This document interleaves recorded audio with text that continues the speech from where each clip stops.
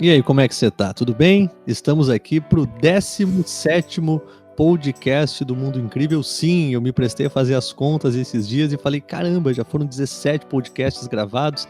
Eu que não me proponho aqui a ser produtor de conteúdo, você que acompanha meu trabalho há mais tempo sabe disso. A nossa ideia é simplesmente compartilhar quando o coração pede, quando a gente sente que tem alguma coisa para dividir. Se não, é melhor ficar quieto, como o meu tio, falecido tio, dizia, a gente tem 2 ouvidos e uma boca só. Por que será? Segundo ele, para ouvir mais e falar menos. Mas hoje eu recebo um amigo, um convidado super especial, que certamente é alguém que ouve e por ouvir tem o que falar, que é o Leonardo Siqueira. Para mim, um cara extremamente humano, não tive a oportunidade de conhecê-lo pessoalmente ainda, mas ele é irmão do Flávio, da Rádio Inverso, e a gente já trocou ideia algumas vezes. Recentemente fizemos uma live juntos, a primeira live da Rádio Inverso, e o Leonardo é uma daquelas pessoas que a gente para ouvir, porque é sensível, é humano, é empático, é um cara inteligente e que certamente vai agregar muito no nosso papo de hoje. Então, Leonardo, muito obrigado pela presença, é um grande prazer falar contigo. Obrigado a você pelo convite, Antônio. Obrigado pelas considerações, também fico lisonjeado.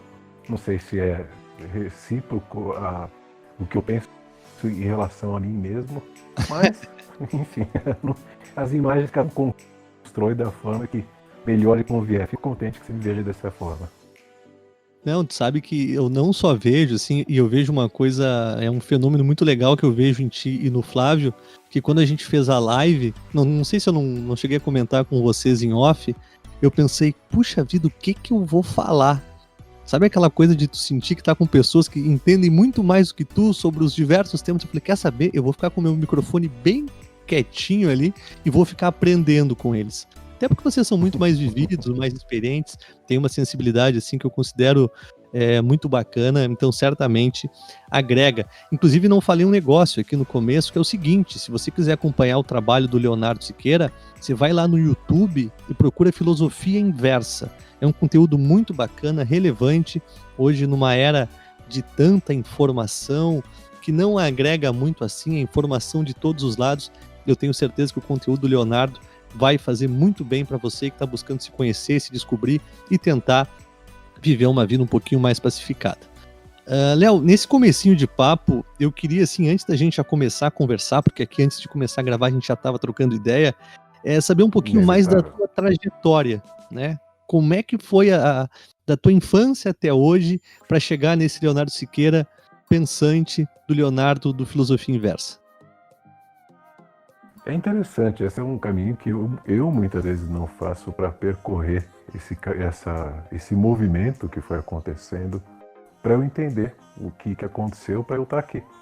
Não que seja para mim alguma coisa muito diferente do que todo mundo é, mas enfim, como existe um caminho, um formato específico para cada um, claro que eu também tive o meu. E aí fico pensando como é que surgiu. A minha infância foi muito junto com o do meu irmão, do Flávio. A gente sempre questionou, sempre conversou muito. A gente era grande. Nós éramos os grandes amigos próximos de outros amigos também, mas nós dois sempre juntos. E a gente sempre teve essa questão da observação, do questionamento, da não aceitação de qualquer imposição gratuita que não fosse justificada por um argumento mais elaborado, por uma coisa mais plausível. Mesmo na infância é possível isso, né? Você pode, com as suas poucas palavras, se incomodar e se rebelar e não aceitar qualquer tipo de imposição. E a gente sempre foi por esse caminho. E uma coisa que eu acho que a gente herdou muito do meu pai é o gosto pela leitura. Que ele tinha uma biblioteca razoável e a gente gostava muito de ler.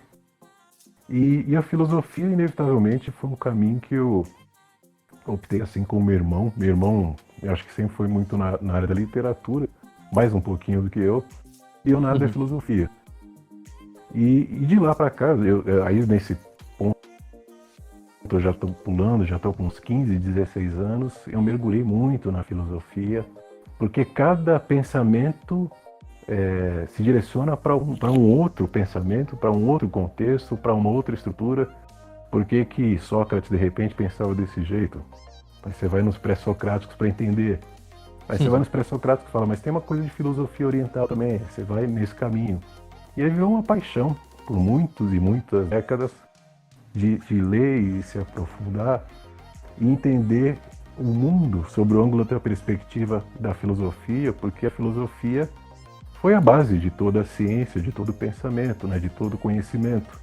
Então eu acho que quando você tem um caminho que você possa traçar um olhar mais crítico diante de qualquer realidade, é um caminho que você consegue observar pontos nem sempre tão expostos. E essa reflexão que a filosofia oferece, que é essa provocação de pensar, de questionar, de refletir o tempo todo, te ajuda a desenvolver esse olhar. Eu não quero dizer com isso que é algo superior, mas também não quero dizer que é algo inferior ou neutro. É o que é. É o que acontece, é o caminho que a gente vai se desenvolvendo. E eu acho que em alguns momentos como esse que a gente está vivendo, o fato de você ter um olhar um pouco mais racional e mais inquisitivo é muito pertinente. Não, sem dúvida nenhuma. Inclusive, falando desse nosso momento, e a gente falava aqui antes de entrar no ar, um pouquinho mais cedo, sobre o quanto a gente se encontra confuso, perdido, até porque a gente não é educado a pensar. Se a gente for pensar na educação, e se fala muito nisso, né? Que o futuro são as crianças, a próxima geração, a gente tem que investir na educação, mas a gente não para refletir o que se ensina, como é que se ensina, por que se ensina, se as escolas hoje estão de fato educando um ser humano para o mundo ou formatando novas engrenagens para um sistema que se repete, é um sistema que visivelmente é desigual, injusto, que não visa a igualdade ou uma oportunização maior para todas as pessoas, e hoje a gente colhe as consequências disso, né? Um mundo vivendo uma pandemia, no Brasil especialmente, extremamente polarizado já há algum tempo, acho que já faz uns 4, 5 anos que a gente vem vivendo um extremismo político que hoje se reflete na nossa incapacidade de lidar com o coronavírus. E aí já aproveito para te perguntar, como é que tu tá enxergando não só esse momento atual, agora, a gente está batendo esse papo aqui no dia 17 de junho de 2020, você que está no YouTube pode acompanhar a qualquer momento, mas como é que tu está vendo o Brasil lidando com a pandemia e toda essa polarização que a gente está vendo aí da massa em geral, mas sempre pautada pelos discursos políticos tão inflamados? A gente tem que fazer um retrocesso para conseguir enxergar esse momento agora de alguns séculos atrás e vai contextualizando até chegar nesse movimento. A gente é um país que foi colonizado com uma certa cultura específica, estou dizendo da cultura portuguesa, e a intenção de Portugal naquele momento não era fazer do Brasil essa potência, esse destaque, era usufruir das riquezas que tinha e, de certa forma, ter um campo, uma área geográfica maior sob o seu domínio.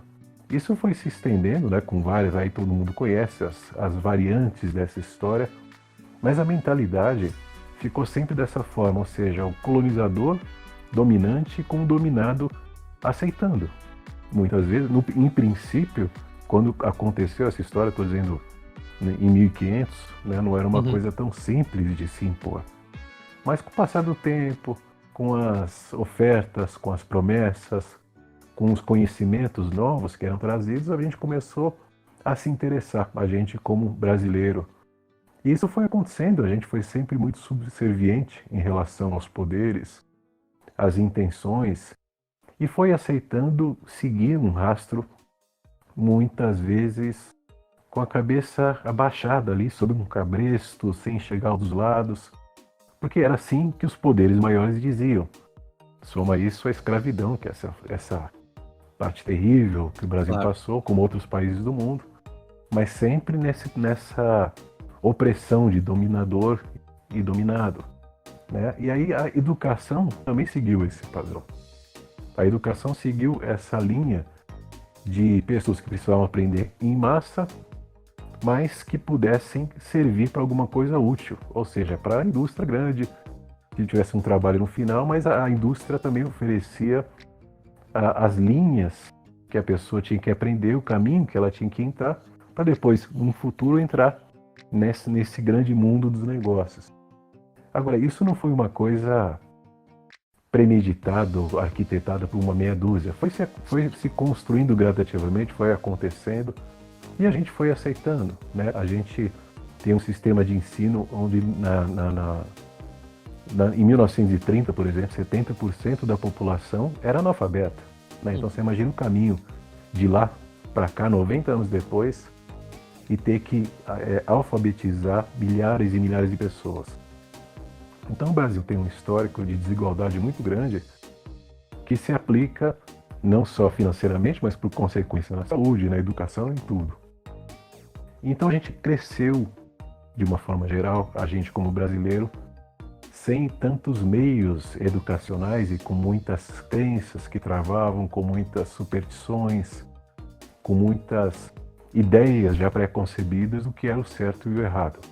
E o poder foi se absorvendo disso, foi usufruindo dessa questão, e a educação nunca foi muito construída, nunca foi muito acelerada, nunca foi muito desenvolvida. O Brasil nunca teve a intenção de ser protagonista nem nesse sentido também. Hoje, passados um pouco de alguns séculos, o que para a humanidade não é tanta coisa, quanto mais 90 anos depois, o que a gente está falando de 1930, sim, a gente hoje sofre o reflexo dessa deseducação, ou dessa não educação que todos nós sofremos, e agora temos o poder de votar, de eleger.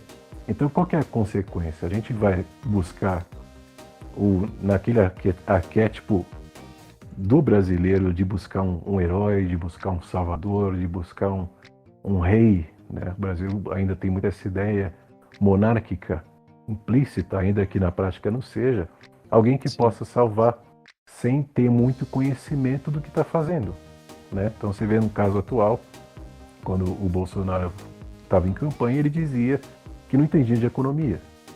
Ou seja, se eu não entendo como gerir o dinheiro de um país, então eu não consigo administrar um país. Isso está claro.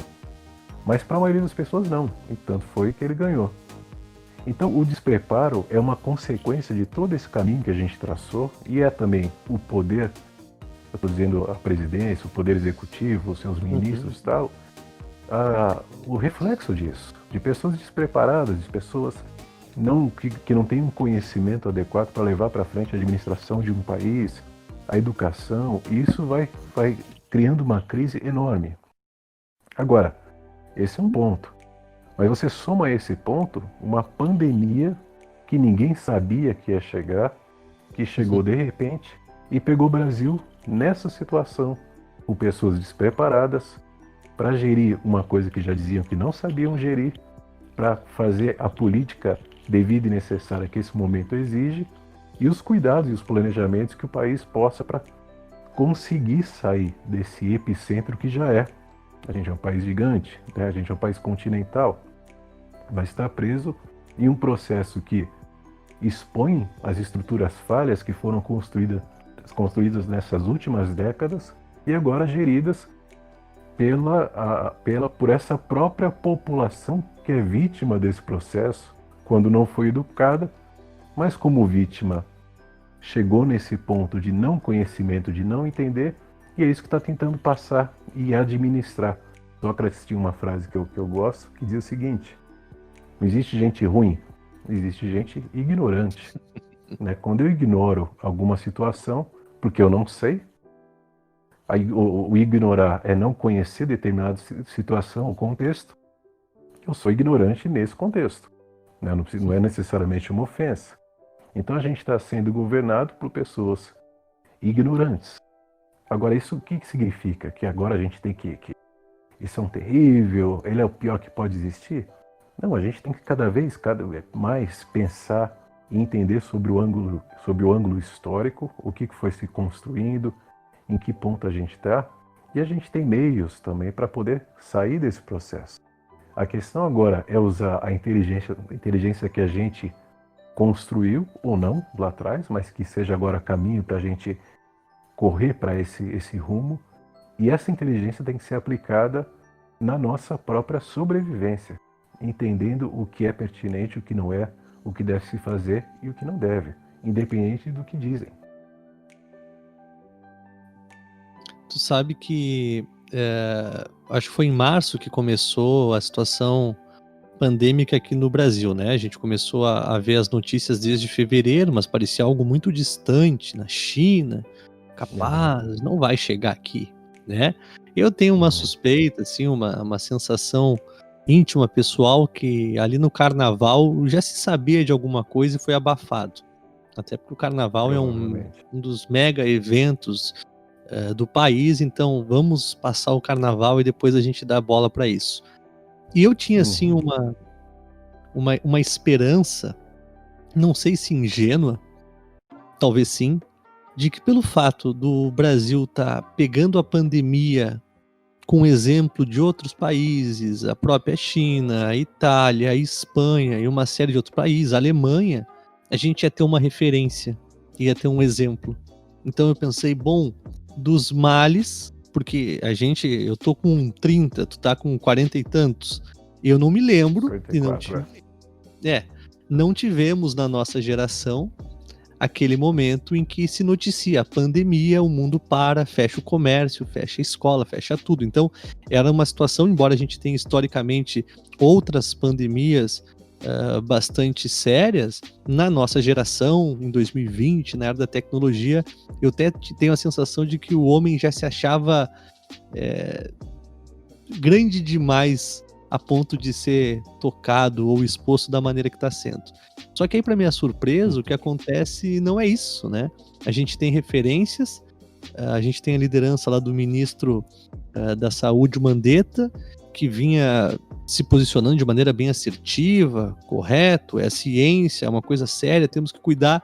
E aí o quê? Uma semana depois começou uns discursos um pouco contraditórios no sentido de lideranças, porque então o ministro falava uma coisa, o presidente falava outra, ele recomendava fique em casa, o presidente ia para a padaria e promovia aglomeração, ele sugeria que usasse máscara, ele ia sem máscara e coçava o nariz, e o Brasil, que já tinha uma pandemia para lidar, que teria a possibilidade de referências externas para poder contornar a situação e diminuir o impacto, o Brasil entra num forte atrito político.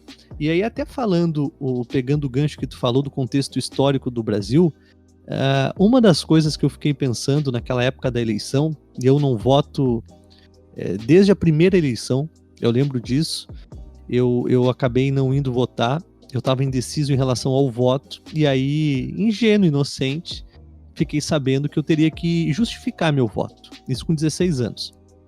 E bom, era tudo muito novo para mim, aí eu lembro, vou justificar. Eu passei uma madrugada toda escrevendo um texto para apresentar como justificativa da minha não participação na eleição. E no que eu cheguei lá, foi me entregue um boleto de R$14 na época para pagar. Eu falei, tá, paguei. Para quem que eu justifico? Ela, não, que bobinho, a justificativa é o pagamento mesmo. E aí eu percebi o que era isso que a gente chama de política. E no contexto histórico brasileiro, e isso eu acho que aconteceu naquela eleição, não sei o que tu pensa a respeito, até gostaria de saber, o Brasil, por ser um país com histórico de exploração, pela maneira que foi colonizado, eu acho que e aí a gente pode até falar aqui se foi um golpe, se teve esquema, eu vi muita coisa estranha, assim, tá? Aquilo não foi uma coisa muito natural, foi meio esquisito, mas diante de um país pobre, com dificuldade, que talvez tenha tido os seus anos de alta com o governo do Lula, né, o presidente com a maior aprovação de todas, e começa a ser escancarado escândalos de corrupção, desvio de dinheiro, as pedaladas que chamaram, o povo adotou o discurso, é melhor um sincero, bruto, agressivo, violento, de alguém que está nos roubando. Então eu até fiquei para mim que o Bolsonaro não foi eleito porque era a melhor opção, porque assim, respeitando a opinião de todo mundo, para qualquer pessoa com mínimo de empatia, estava longe de ser a melhor opção. Tudo bem que não estávamos cercados de grandes nomes, mas foi mais uma perda do PT, né, desse lado humanista, do que um ganho do Bolsonaro. Não sei como é que tu enxerga. Exatamente assim. Eu acho interessante que a gente escolhe alvos, né? Pessoas, tanto o Salvador quanto o demônio, o diabo, que vai matar e vai acabar, ou quem vai salvar. Aí se você for pensar o que aconteceu nos anos atrás, eu acho interessante que um dos trabalhos que eu faço já há alguns anos, comecei com meu pai lá atrás, é consultoria de empresa.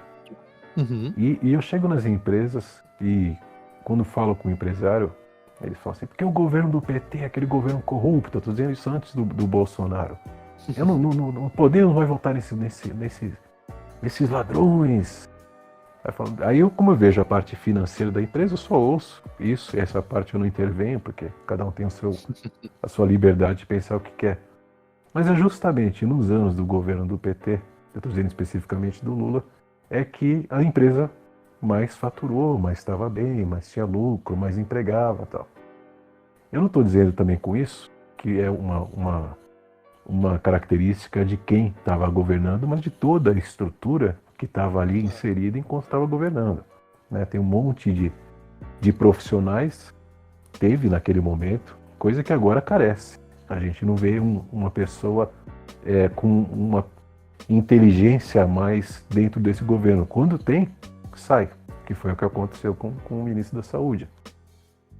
O que eu penso é que, por essa característica do povo, a gente elege muito a pessoa, quando a gente tem que eleger a estrutura. Né? Eu quero uma estrutura mais voltada para o social, eu quero uma estrutura democrática, ou a democracia não me importa, como muitos têm falado, que volte a era militar, que o exército vai para a rua, mas na prática o que significa isso? É o exército na rua. Por que eu gostaria que me impedissem de ter minha própria liberdade? Não, muita violência, o exército na rua vai acabar. Mas essa violência está sendo gerada por quem? Né? O que está acontecendo? Será que é um fruto de uma desigualdade que a gente alimentou por vários séculos, enquanto isso não acabar, não resolve? Ou uma pessoa lá com a sua capa de herói e coordenando exércitos resolve tudo? A gente tem exemplo disso, eu acho muito interessante, que sempre tem essa coisa de esquerda e direita, né? Mas hoje está muito confusa, porque a política da Venezuela, do Maduro, ali o generalzão com todo o exército, é exatamente a política que o Bolsonaro está querendo implantar. Agora, isso é esquerda ou direita? Então fica uma coisa um pouco diferente. E nesse contexto, voltando um pouco ao que você tinha dito, que talvez fosse uma esperança a gente não ter sido o primeiro país, já podia se precaver, o meu olhar era um pouco diferente. Eu dizia assim, vai chegar no Brasil, vai chegar feio, porque o brasileiro não vai se preocupar. Na maioria dos casos, claro que tem gente muito consciente. Claro que tem gente que está muito preocupada como a gente e está fazendo o máximo para que isso não prolifere. Mas tem uns que dizem que não importa, que não está acontecendo nada, até baseado no que o presidente diz.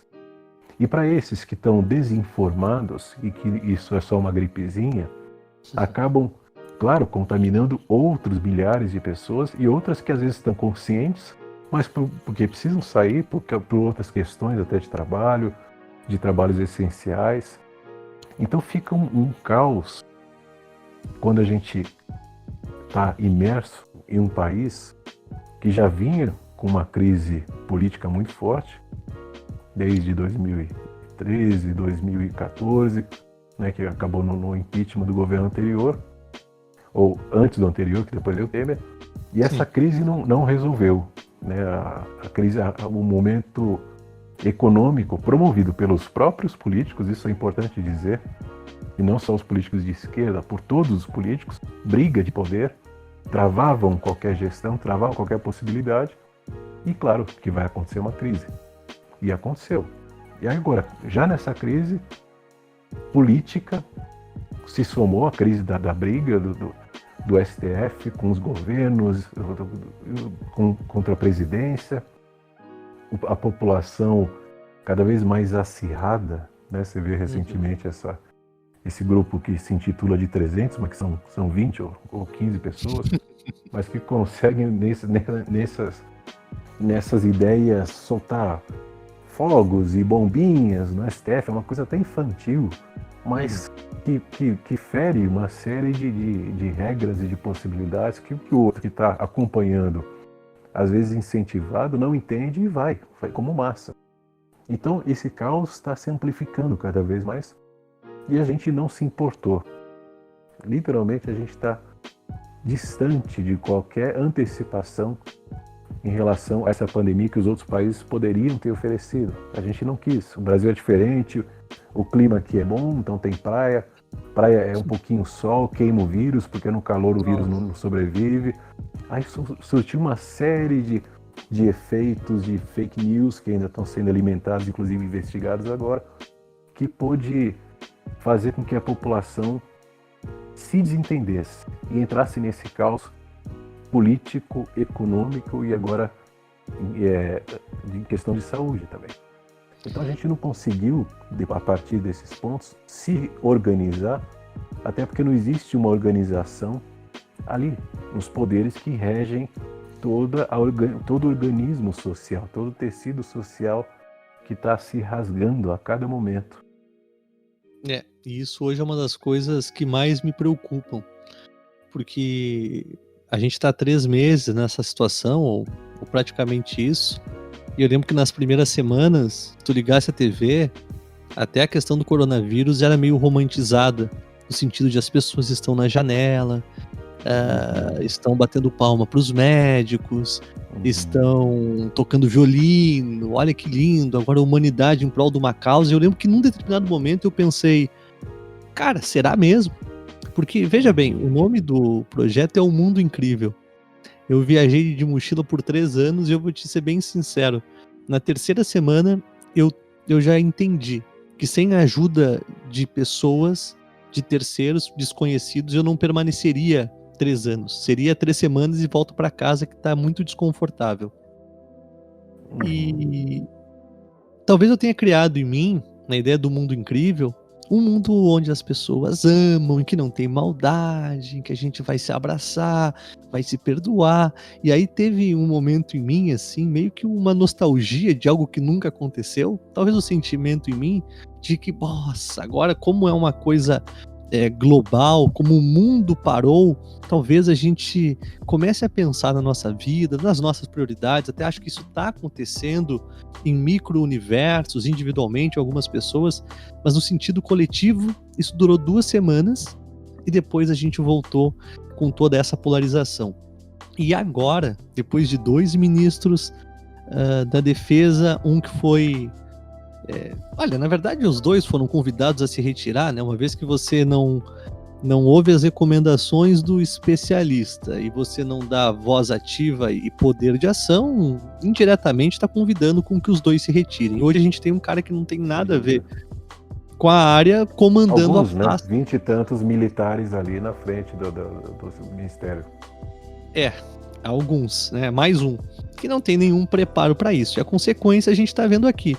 Porque esses dias eu tenho um hábito, até por conta do cuidado com a higienização, o contato com as pessoas, tudo, né? Tentando uma responsabilidade social, eu levo a Dani ao trabalho e busco, para não pegar ônibus e tal, evitar o contato. E aí, eu tava passando esses dias na volta para casa por uma praça e eu achei que só eu tava errado. Tava todo mundo junto. Aqui no Rio Grande do Sul se tem um hábito de tomar chimarrão, tomando chimarrão junto, conversando sem máscara, jogando bola. Eu pensei, será mesmo que a gente tá tão cego? Porque é um comportamento negacionista, né, Léo? Porque é um fato. Sem dúvida. O mundo parou e a gente tá dizendo, não, é uma gripezinha, a brasileira é forte, toma banho de vala e não pega nada. Veja que interessante. 60% das pessoas que contraem esse vírus são assintomáticas. Então, tá tudo bem para 60% das pessoas. 40% não são. E nos casos encerrados, ou seja, ou morreu ou ficou curado, 10% morre. Agora, dessas outras 40% que tinham contraído a doença e vão desenvolver alguma sequela, as sequelas ainda são desconhecidas. A pessoa pode ficar com problema cardíaco pro resto da vida, pode ficar com problema neurológico, porque inclusive a inflamação atinge o cérebro e qualquer órgão, Então não se sabe. Tem pessoas de senhores de 90 e tantos anos que eu vi, já foram curados com várias doenças pré-existentes, e está tudo bem depois do tempo. Até os exames complementares serem feitos, está tudo bem. Outros jovens, professores de educação física, sem nenhum histórico, morreram rapidamente. Então a questão é a seguinte: essa estatística é só uma referência para que a gente entenda o poder que teria na sua família, por exemplo, se 10 pessoas pegassem, quantos teriam probabilidade de se salvar ou não. É uma referência, né? Agora, a gente se pautando, querendo olhar só um lado da moeda e negando que isso pode causar um estrago permanente na minha vida, porque eu não quis usar máscara, ou porque eu não quis me distanciar um pouco, é uma responsabilidade tão grande, não só em relação à própria vida da pessoa, que não está preocupada que essa vida se estenda, como da vida do outro, que às vezes por ignorância, por não conhecimento, está ali exposto. Claro que quem está ali exposto também não vai ter esse conhecimento, mas também não está preocupado em ter, porque tem acesso, né? A gente está sendo bombardeado pela mídia, que, de certa forma sensacionalista, tenta mostrar essa coisa pesada e tal, e está sendo realmente muito pesada a mídia. Mas eu acho que, ainda que seja sensacionalista e pesada, o Brasil precisa disso. Porque se não fosse assim, como é que a gente estaria? Se a gente estivesse tratando isso de uma forma muito tranquila, como é que estaria a população? Então todos vão sair à rua e está tudo bem. Então acho que tem que ter várias reflexões em relação a como a gente age em relação ao respeito ao próximo, não só a mim. E uma coisa que eu tenho que pensar, aí já é um outro ponto, é que nós somos animais. E o animal prende qualquer pessoa numa jaula, ela vai depois de um tempo se rebelar, como qualquer animal. O animal não nasceu para ser preso. Então existe uma questão antropológica, uma questão instintiva, que era claro, e é isso que eu já pensava lá atrás, quando eu estava chegando no Brasil, que o brasileiro não ia ficar em casa. Porque também aqui na Europa, né, onde tem casas um pouco mais confortáveis, acessos um pouco melhores, eu sou um baita privilegiado de morar no campo, mas nem todo mundo mora. Tem pessoas que moram em apartamento. Agora, tem pessoas que moram em casas pequenas, em favelas, com 10 pessoas. Ou casas muito simples, sem sistema de saneamento básico, dividindo quartos. Como essas pessoas vão conseguir ficar em casa o tempo todo? É a mesma coisa que está acontecendo na Índia. Inevitavelmente não vão sair. Então um governo precavido já pensaria, bom, como não vou conseguir segurar todo mundo, como vão sair, em saindo, o que a gente pode fazer? Eu vi uma notícia hoje que um grupo de empresas junto com, na região de Campinas, não sei se é a Unicamp, eles estavam fazendo um tecido que ele é imantizado com prata, e essa coisa seria uma máscara perfeita, onde o vírus não passaria. Sabe, uma máscara mais avançada. É um tecido que ele é usado para algumas coisas, para laboratórios e tal, e eles querem botar isso para uma escala maior para confeccionar máscaras. Então, com a tecnologia que a gente tem, a gente conseguiria criar um monte de artifícios para que as pessoas, ao saírem, já que não vão ficar em casa mesmo, todas, sempre, a gente teria equipamentos, teria meios, teria suporte para que essas pessoas não se contaminassem tanto. E, por outro lado, se o Brasil tivesse estruturado como um país onde a parte social foi bem cuidada e a gente se preocupa com a saúde, já teria construído de antemão já todo o sistema para que, caso essas pessoas ficassem doentes, fossem tratadas nos hospitais. Uma coisa que a gente viu, e essa pandemia revelou, porque quando a gente está vivendo problemas, a gente expõe o que a gente tem de mais destacado, a gente viu que o sistema de saúde no mundo inteiro é ruim, né? Sim. Como é que uma pessoa pode fazer o teste que está com coronavírus, está contaminado, e vai para casa, vai fazer quarentena em casa? Mas e se passa mal, e se começa a piorar? Aí acontece o que aconteceu na Itália. Pessoas divididas em casas e um morto no quarto ali, não podia sair, não podia entrar naquele quarto. Então, coisas absurdas que a gente remete ao sistema econômico, né? Por que o mundo deixou que a saúde colapsasse a tal ponto? Tem países que foram muito mais preparados e esse tipo de coisa não aconteceu. Então, já que a gente não tem um governo que se preocupa com a saúde e que oferece um planejamento para que a gente possa sair com segurança, tem que haver a consciência.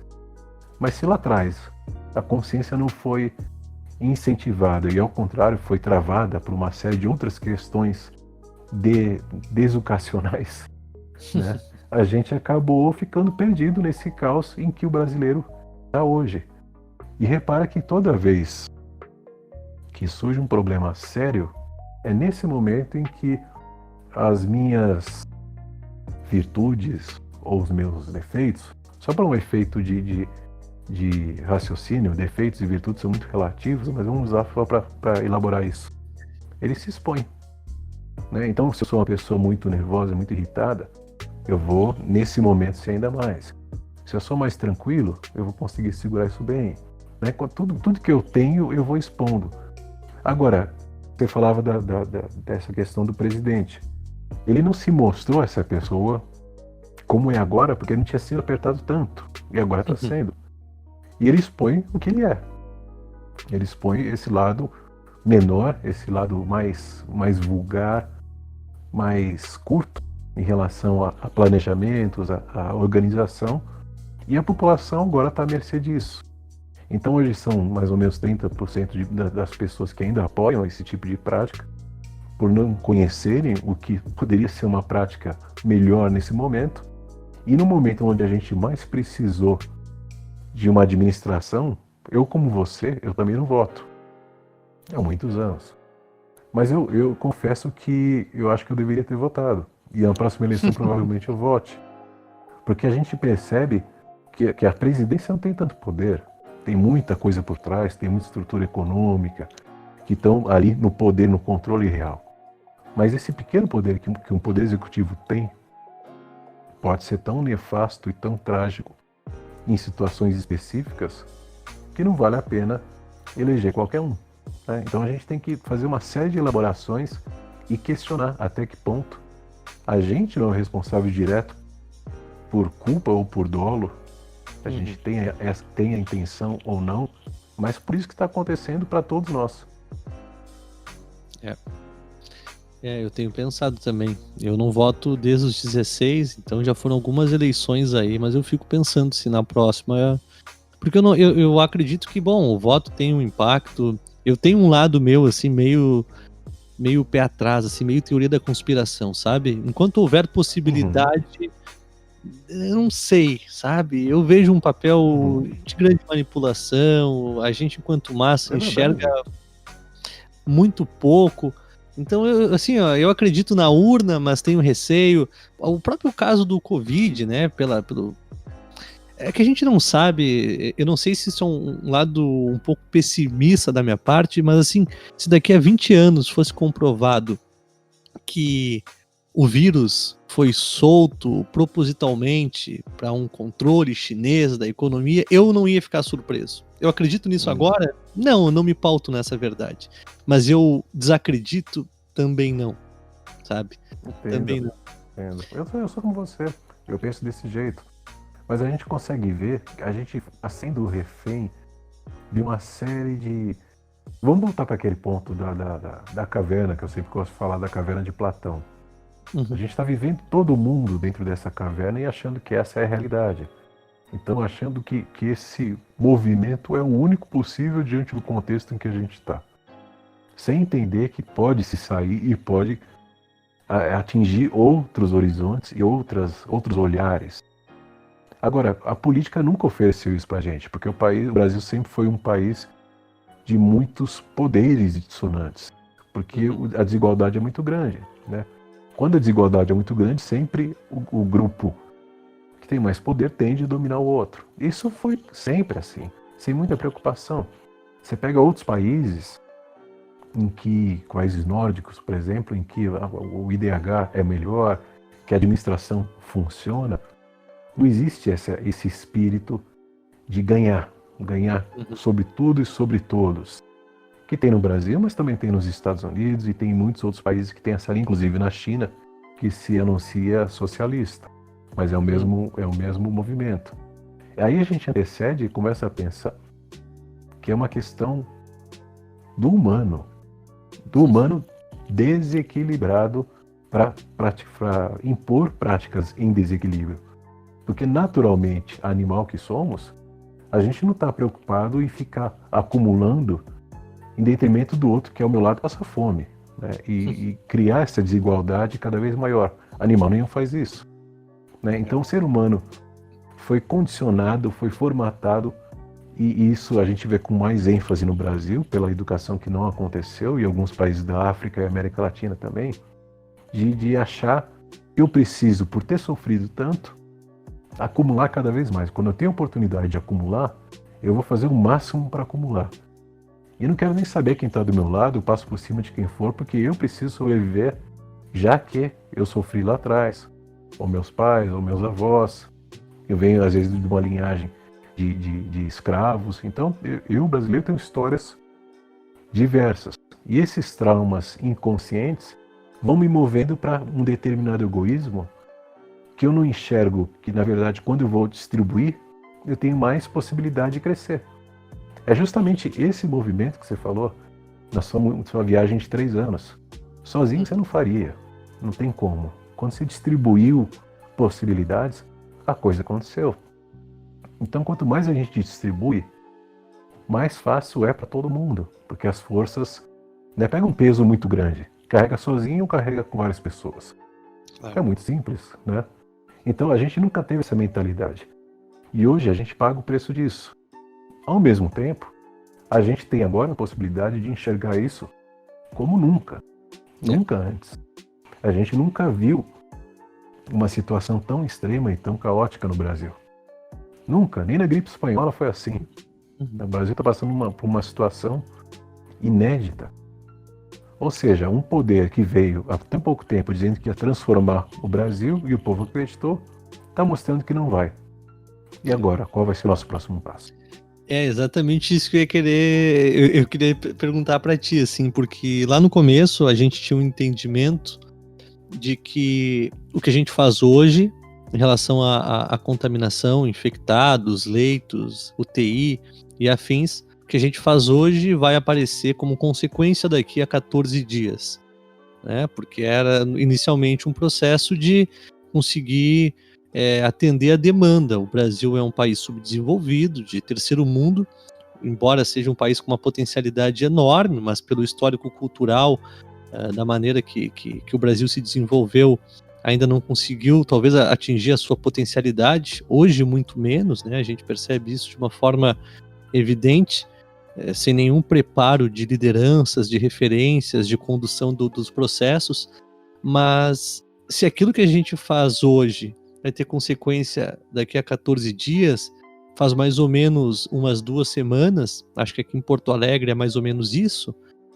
em que o comércio ele reabriu. Tem toda aquela discussão econômica, tem pessoas que vivem abaixo da linha da pobreza, que contam com aquele auxílio emergencial para alimentar uma casa com 7 ou 8 pessoas, então situações que a gente nem de perto consegue imaginar. Então saúde ou economia, toda uma discussão inflamada acerca disso nos últimos tempos, que segue tendo, mas faz mais ou menos 14 dias em que o comércio reabriu. Não só em Porto Alegre, mas em diversos lugares, como por exemplo os shoppings, né?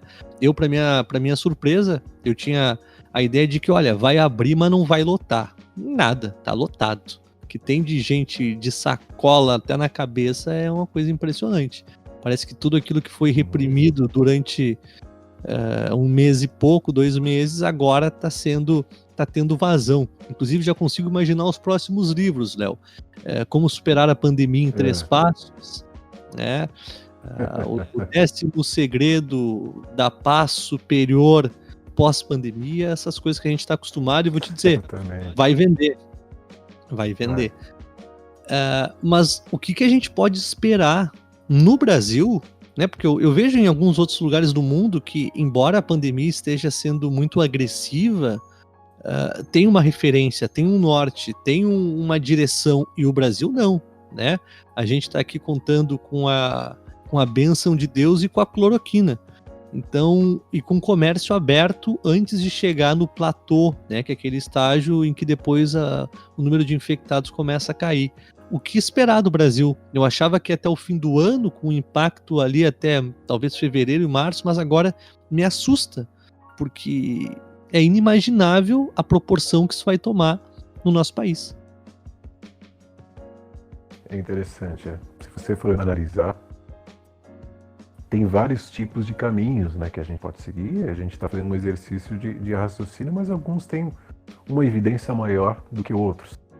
Um deles é o seguinte: você estava dizendo que 14 dias é o dia da quarentena. Imagina que, por algum acaso, a gente conseguisse ficar 15 dias em casa, o Brasil inteiro, 100%.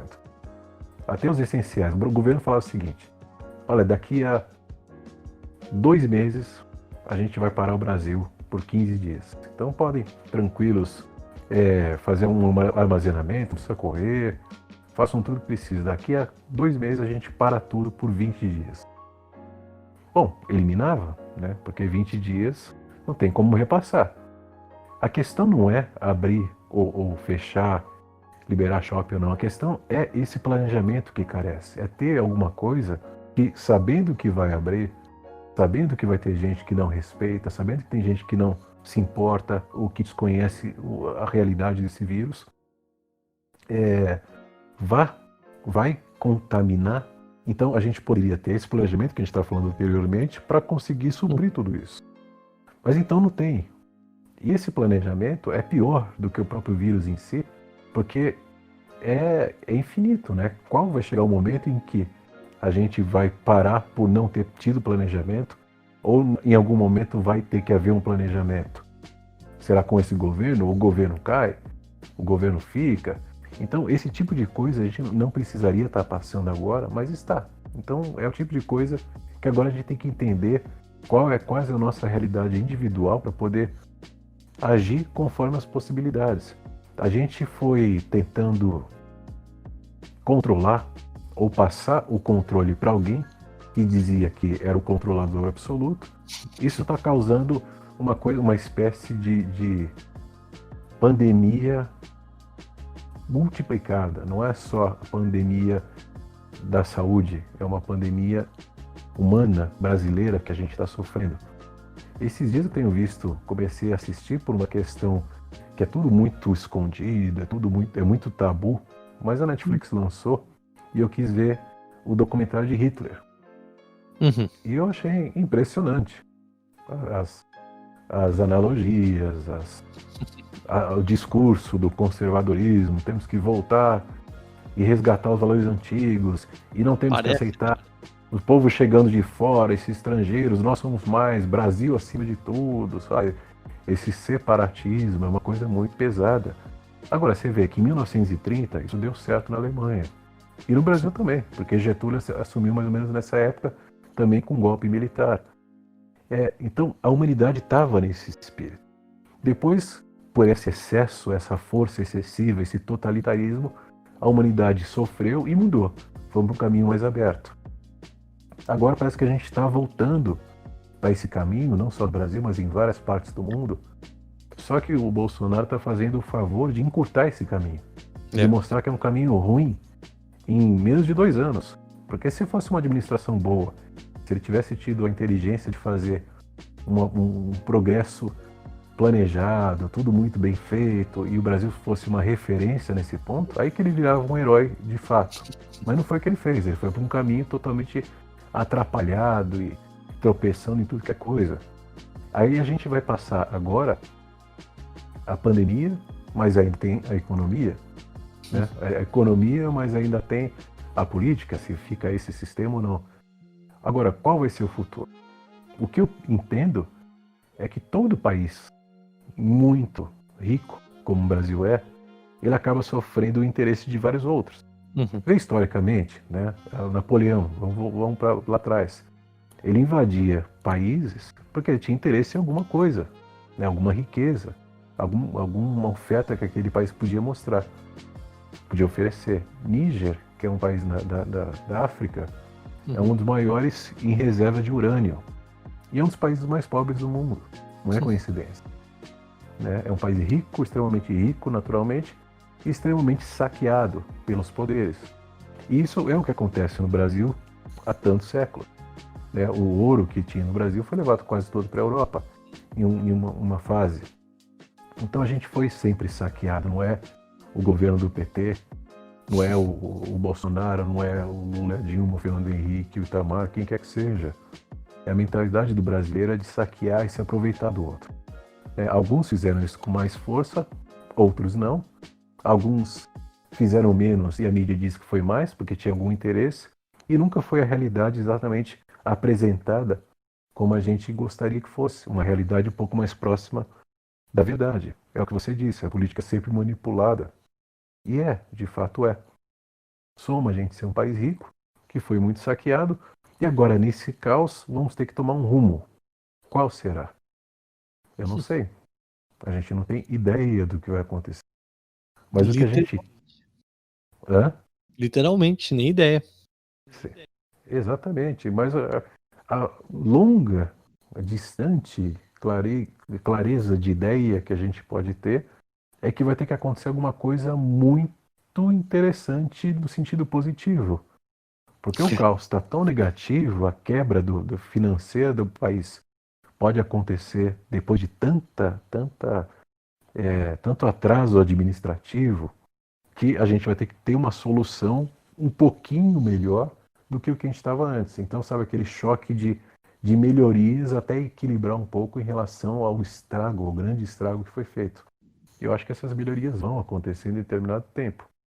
Não sei quando e não sei por quem, mas que inevitavelmente vão acontecer para que o colapso não seja geral.